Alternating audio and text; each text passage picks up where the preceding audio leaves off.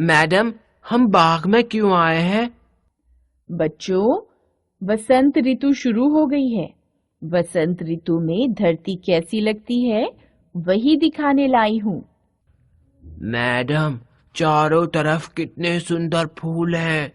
पेड़ों पर नए पत्ते आ गए हैं। कितनी अच्छी और ठंडी हवा चल रही है। हाँ, वसंत ऋतु में वातावरण फूल फलों की महक से भर जाता है। ठंडी हवा चलती है। मैडम, वसंत ऋतु पर मुझे कविता आती है, सुनाओ? हाँ, जरूर सुनाओ। फूल फूल मंडराई तितली, लो बासंती भोर खिली। सूरज धूप किरण का डेरा, बड़ी दूर था रैन बसेरा। किरणों की सीढ़ी से फिसली, नव वसंत की धूप चली। लो बासंती भोर खिली। अध्यापिका ने तो बच्चों को सचमुच वसंत ऋतु की बहार से खुश कर दिया और प्रिया की कविता ने तो मजा और भी बढ़ा दिया। प्रिया की कविता में कुछ चीजों एवं प्राणियों के नाम आए हैं, जैसे फूल, सूरज, धूप, किरण, तितली, भोर। ये सभी शब्द अनेक ध्वनियों से मिलकर बने हैं। आइए इन्हें अलग अलग करते हैं। फूल, फ जमा उ जमा ल जमा अ। सूरज, स जमा उ जमा र जमा अ जमा ज जमा अ। धूप, ध जमा उ जमा प जमा अ। किरण, क जमा इ जमा र जमा अ जमा न जमा अ। तितली, त जमा इ जमा त जमा अ जमा ल जमा ई। भोर, भ जमा ओ जमा र जमा अ। बोलते समय हमारे मुख से जो ध्वनियां निकलती हैं, उन्हें लिखने के लिए कुछ चिन्ह बनाए गए हैं, जिन्हें वर्ण कहते हैं। वर्ण हमारे मुख से निकलने वाली सबसे छोटी ध्वनि होती है। इसके और टुकड़े नहीं हो सकते। इस रूप में यह भाषा की सबसे छोटी इकाई है। हिंदी भाषा में प्रयुक्त सबसे छोटी ध्वनि वर्ण कहलाती है। वर्णमाला। प्रत्येक भाषा में उसके वर्णों के अध्ययन के लिए उन्हें एक निश्चित क्रम में रखा जाता है, जिसे वर्णमाला कहा जाता है। इस प्रकार वर्णों के क्रमबद्ध व्यवस्थित समूह को वर्णमाला कहते हैं। हिंदी की वर्णमाला इस प्रकार है: स्वर अ, आ, इ, ई, उ, ऊ, री, ए, ऐ, ओ, औ। व्यंजन अंग, अह, ये अयोगवाह हैं। क, ख, ग, घ, अंग। च, छ, ज, झ, इय। ट, ठ, ड, ढ, ण। त, थ, द, ध, न। प, फ, ब, भ, म। य, र, ल, व, श, ष, स, ह। छ, त्र, ज्ञ, श्र। संयुक्त व्यंजन ड़, अढ़, औ, ज, फ। आगत या गृहीत ध्वनियां अंग, अनुस्वार और अह विसर्ग कहलाते हैं। अंग, इय, ण, न, म। पंचम वर्णों के लिए भी अनुस्वार का प्रयोग होता है। ड़, अढ़ अन्य वर्ण हैं।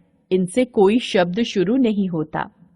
औ, ज, फ दूसरी भाषाओं से आई ध्वनियां हैं। अंग को अनुनासिक कहते हैं। छ, त्र, ज्ञ, श्र संयुक्त व्यंजन हैं। इन्हें संयुक्ताक्षर भी कहते हैं। ये दो दो व्यंजनों के मेल से बने हैं। श बराबर क जमा श, कक्षा। त्र बराबर त जमा र त्रिशूल। ज्ञ बराबर ज जमा इय ज्ञानी। श्रव श जमा र श्रीमान। दादाजी, सितार से कितनी अच्छी आवाज आ रही है। विभिन्न वाद्य यंत्रों से निकलने वाली आवाजों को स्वर कहते हैं। तुम्हारी दादी स्वादिष्ट व्यंजन बना रही है। आओ देखते हैं उन्होंने क्या बनाया है। अब समझ में आया कि स्वर और व्यंजन किसे कहते हैं। किसे कहते हैं? बाजों से निकलने वाली आवाज को स्वर और अच्छी खाने की चीजों को व्यंजन। अरे काव्या, तुमने तो स्वर और व्यंजन का नया ही अर्थ निकाल दिया। क्या मतलब? पहले खाना खा लो, फिर समझाता हूँ। भाई वाह, काव्या की बात सुनकर तो हंसी ही नहीं रुक रही है। वैसे उसकी बात गलत भी नहीं है, परंतु भाषा में स्वर और व्यंजन वर्णों के भेद होते हैं। वर्णों के दो मुख्य भेद होते हैं। पहला स्वर, दूसरा व्यंजन। स्वर वे वर्ण होते हैं जो अपने आप में स्वतंत्र होते हैं। इन्हें बोलते समय मुख से निकलने वाली वायु बिना किसी रुकावट के बाहर निकलती है। स्वरों को बोलने में किसी अन्य वर्ण की सहायता नहीं लेनी पड़ती। हिंदी वर्णमाला में कुल 11 स्वर हैं। स्वरों के 3 भेद होते हैं: ह्रस्व स्वर, दीर्घ स्वर, प्लुत स्वर। ह्रस्व स्वर, इनके उच्चारण में सबसे कम समय लगता है। ये संख्या में 4 होते हैं: अ, इ, उ, री। दीर्घ स्वर, इनके उच्चारण में ह्रस्व स्वरों से 2 गुना समय लगता है। ये संख्या में 7 होते हैं: आ, ई, उ, ए, आई, ओ, औ। प्लुत स्वर, इनके उच्चारण में ह्रस्व स्वरों से 3 गुना या उससे अधिक समय लगता है। प्लुत स्वरों को दर्शाने के लिए उनके बाद 3 लिखते हैं। जैसे ओम में ओ प्लुत स्वर है। अनुस्वार, इसका उच्चारण मुख्यतः नाक से होता है। जैसे अंश, हंस, गंगा, कंधा आदि। इसका चिन्ह है। अनुनासिक, इसमें स्वरों का उच्चारण नाक और मुंह दोनों से होता है। जैसे अंगूठी, हंस, गंवार आदि। इसका चिन्ह चंद्र बिंदु है। विसर्ग, यह स्वरों के साथ प्रयुक्त होता है और उच्चारण बहुत कुछ ह की तरह होता है। जैसे प्रातः, प्रायः, अतः आदि। इसका चिन्ह है। व्यंजन स्वरों की तरह स्वतंत्र नहीं होते। इनको बोलते समय मुख से निकलने वाली वायु किसी न किसी स्थान पर अवश्य रुकती है। व्यंजनों को बोलने के लिए स्वरों की सहायता लेनी ही पड़ती है। व्यंजनों के सामान्य रूप के अतिरिक्त हम उनका 2 अन्य रूपों में भी प्रयोग करते हैं: संयुक्त व्यंजन, द्वित्व व्यंजन। संयुक्त व्यंजन, जब एक स्वर रहित व्यंजन असमान स्वरयुक्त व्यंजन से मिलकर एक नए रूप में प्रयोग होता है तो वह संयुक्त व्यंजन कहलाता है। जैसे क्ष, त्र, ज्ञ, श्र। इसके अतिरिक्त भी कुछ संयुक्त व्यंजन होते हैं। जैसे श जमा य बराबर अवश्य, स जमा त बराबर पुस्तक, न जमा य बराबर अन्य, व जमा य बराबर द्रव्य, त जमा य बराबर त्यागी, प जमा य बराबर प्यासा, च जमा छ बराबर अच्छा, स जमा व बराबर स्वामी, त जमा थ बराबर पत्थर। द्वित्व व्यंजन, जब एक ही व्यंजन 2 बार एक साथ प्रयोग किया जाता है तो वह द्वित्व व्यंजन कहलाता है।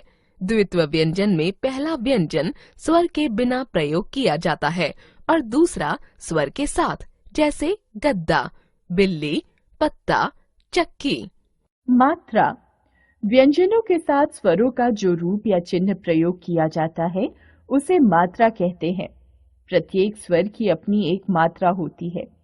हिंदी वर्णमाला के प्रत्येक व्यंजन में सामान्यतः अ स्वर मिला रहता है, अतः उसकी अलग से कोई मात्रा नहीं होती। सभी स्वर मूल रूप में भी प्रयुक्त होते हैं और मात्राओं के रूप में भी।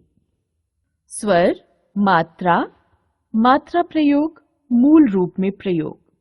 अ कोई मात्रा नहीं, कमल, अनार। आ की मात्रा, कान, आम। ई की मात्रा, किताब, इमली। ई की मात्रा, कील, ईख। उ की मात्रा, कुत्ता, उल्लू।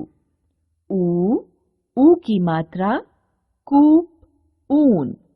री की मात्रा, कृषक, ऋषि।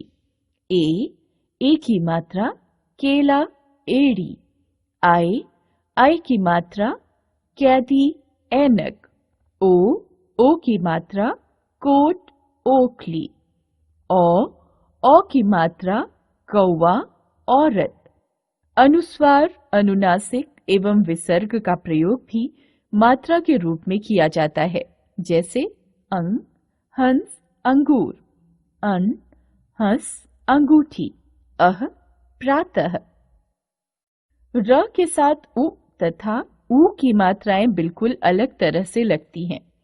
उ की मात्रा, रुपया, रुचि, सुचारू आदि। ऊ की मात्रा, रूप, स्वरूप, रूढ़ आदि। र के विभिन्न रूप, तीर, वर्षा, प्रणाम, ट्रक। उपर्युक्त उदाहरणों में र व्यंजन का अलग अलग रूपों में प्रयोग किया गया है।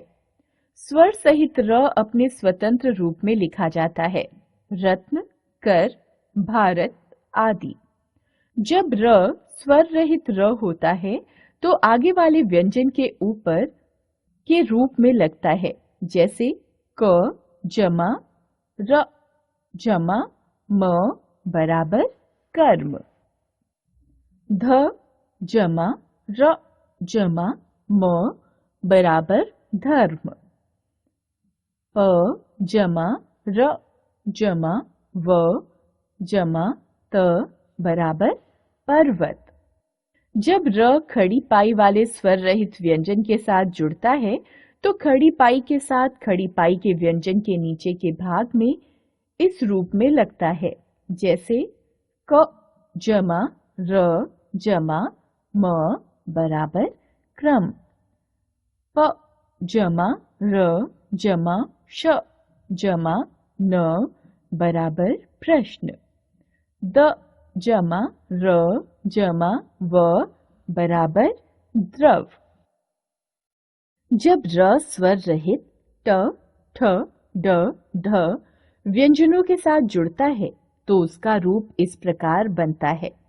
यह रूप अन्य व्यंजनों के साथ नहीं लगता, जैसे ट जमा र जमा क बराबर ट्रक। ट जमा रा जमा म बराबर ट्राम। ड जमा र जमा म बराबर ड्रम। वर्ण विच्छेद। शब्दों के वर्णों को अलग अलग करके रखते हैं तो वह वर्ण विच्छेद कहलाता है, जैसे शब्द वर्ण विच्छेद। कमल क जमा अ जमा म जमा अ जमा ल जमा अ। किताब क जमा इ जमा त जमा आ जमा ब जमा अ।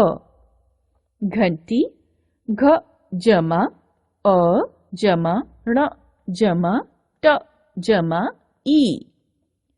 बादल ब जमा आ जमा द जमा अ जमा ल जमा अ। ट्रक ट जमा र जमा अ जमा क जमा अ। पेपर प जमा ए जमा प जमा अ जमा र जमा अ। भक्ति भ जमा अ जमा क जमा त जमा इ। पर्वत प जमा अ जमा र जमा व जमा अ जमा त जमा अ। हमने सीखा, सबसे छोटी ध्वनि वर्ण कहलाती है। वर्ण भाषा की सबसे छोटी इकाई है। वर्णों के दो मुख्य भेद होते हैं, ह्रस्व, दीर्घ और प्लुत। अंग तथा अह अयोगवाह कहलाते हैं। वर्णों के क्रमबद्ध व्यवस्थित समूह को वर्णमाला कहते हैं। दो व्यंजनों के मेल से बने व्यंजन संयुक्त व्यंजन कहलाते हैं। हिंदी के 4 मुख्य संयुक्त व्यंजन हैं श, त्र, ज्ञ, श्र। दो समान व्यंजनों के मेल से बने व्यंजन द्वित्व व्यंजन कहलाते हैं। स्वरों के व्यंजनों के साथ प्रयुक्त होने वाले चिन्हों को मात्रा कहते हैं। शब्द के वर्णों को अलग अलग करना वर्ण विच्छेद कहलाता है। र का प्रयोग 4 अलग अलग रूपों में होता है।